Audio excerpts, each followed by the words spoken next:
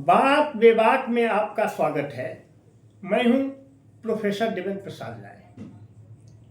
आज मैं आपसे उदयनिधि स्टालिन के द्वारा सनातन विरोधी स्टेटमेंट की पृष्ठभूमि पर बातें करूंगा।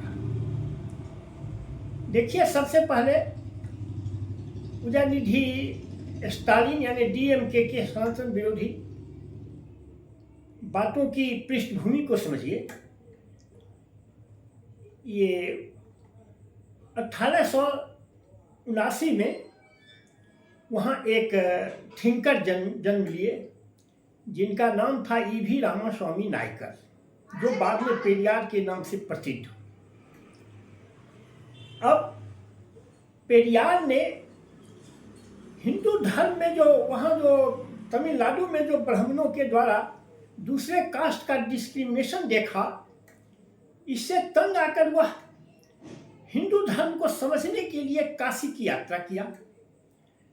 काशी में भी उन्होंने ब्राह्मणों के द्वारा वही डिस्क्रिमिनेशन देखा अछूतों के प्रति, और पंडों का जो व्यभिचार था उनके व्यक्तिगत जीवन का, इससे वह भिन्न आकर के वह नास्तिक हो गए और नास्तिक होकर के वहां से आए और उन्होंने एक आत्मसम्मान आंदोलन शुरू किया जो मूलतः ब्राह्मणों को राजनीति और सार्वजनिक जीवन से खारिज करने का आंदोलन था।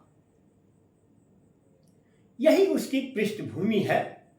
अब 1939 में उन्होंने एक पार्टी बनाई, जस्टिस पार्टी, जिसका नाम 1944 में उन्होंने उसको रख दिया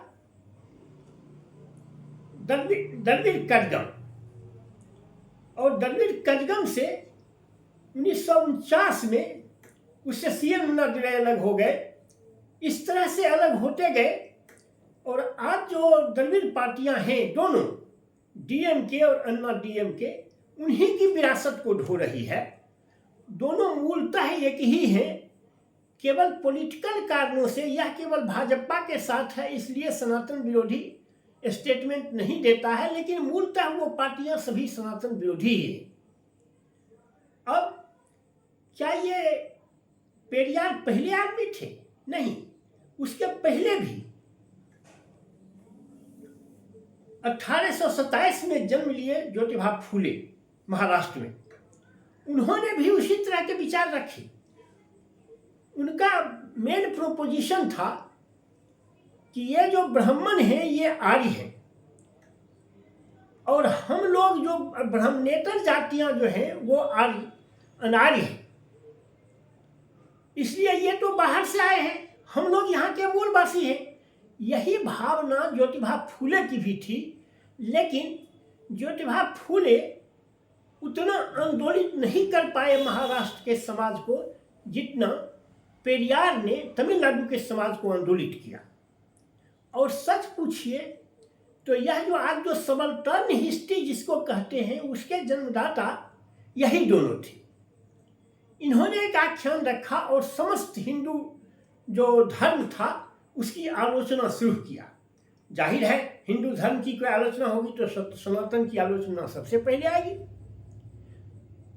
और सबल्टर्न हिस्ट्री की जो बात है, मैं आपको एक एग्जाम्पल देता हूं कि उन्होंने रावण को अपना नायक माना और यह कहा कि रामायण में जो चर्चा है कि रावण के 10 मुंह थे, उसके जितने राक्षस लोग थे उन लोगों के बड़े बड़े दांत हुआ करते थे, सिंह निकले हुए होते थे। ऐसा नहीं था। रावण या उसके दल के जितने लोग थे सब हमारे आपके जैसे लोग थे। यह केवल ब्राह्मणों का, समझिए, वल्गराइजेशन है। ब्राह्मणों के द्वारा लिखित ग्रंथ ने उसको वल्गराइज किया। असल बात यह है कि राम आर्यन थे और रावण अनार्य था, और राम रावण युद्ध को वह आर्य अनार्य युद्ध के रूप में देखते हैं। उसका एक एग्जाम्पल देते हैं। कहते हैं कि देखो,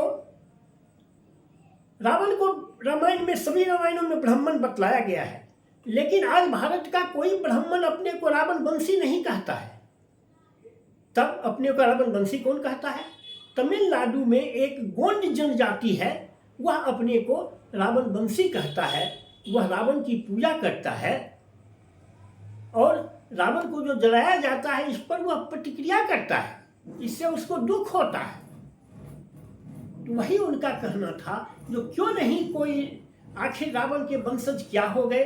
अगर रावण ब्राह्मण था तो उसके वंशज को, कोई ब्राह्मण को कहना चाहिए कि मैं रावण वंशी हूं, लेकिन नहीं कहते हैं। एक गोंड जनजाति आदिवासी कहता है कि मैं रावण वंशी हूं। ये लड़ाई तब आर्य और अनार्य की थी। हुआ यह कि उसमें रावण की पराजय हुई, यानी अनार्यों की पराजय हुई। और इतिहास कौन लिखता है? जो जीतता है वह इतिहास लिखता है। ब्राह्मणों ने उसको गलत तरह से चित्रित कर दिया कि राक्षस मनुष्य का मांस खाते थे, ऋषि मुनियों को खा जाते थे, जानवरों को खा जाते थे, उसके दांत निकले हुए होते थे। ऐसी बात नहीं थी। असल में जो रावण का जो समाज था उसमें जाति वैभिन्न नहीं था, और आर्यों का जो समाज था उसमें जाति मूल रूप से आ चुका था। इसलिए जातीय वैमनस्य जो है और जातीय जो डिस्क्रिमिनेशन है, कास्टिस्ट डिस्क्रिमिनेशन, यह केवल हिंदुओं में पाया जाता है। इस तरह से पूरे हिस्ट्री की उन्होंने व्याख्या की। मैं समया भाव के कारण केवल एक रामायण का उदाहरण और एक राम रावण युद्ध को दिया है।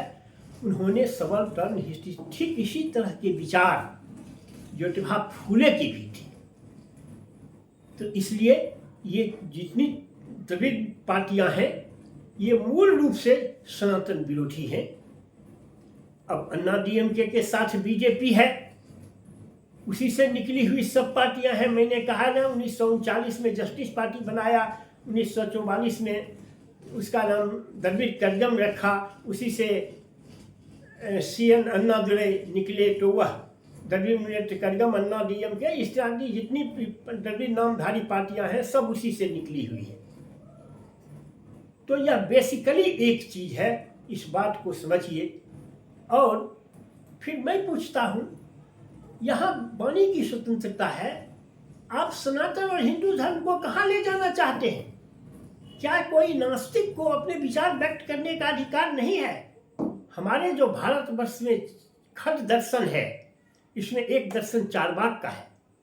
चारवाक बिल्कुल भौतिकवादी थे, बिल्कुल नास्तिक थे, लेकिन उस समय के समाज ने उन्हें भी ऋषि ही कहा।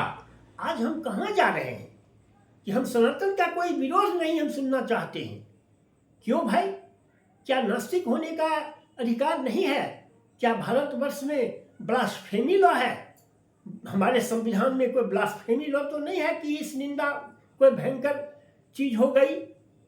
इसलिए हमें प्रबुद्ध लोगों को और पढ़े लिखे लोगों को इस पर सोचना चाहिए कि भारत का समाज कैसा है और हम इसको कहाँ ले जा रहे हैं। बस आज के वीडियो में इतना ही।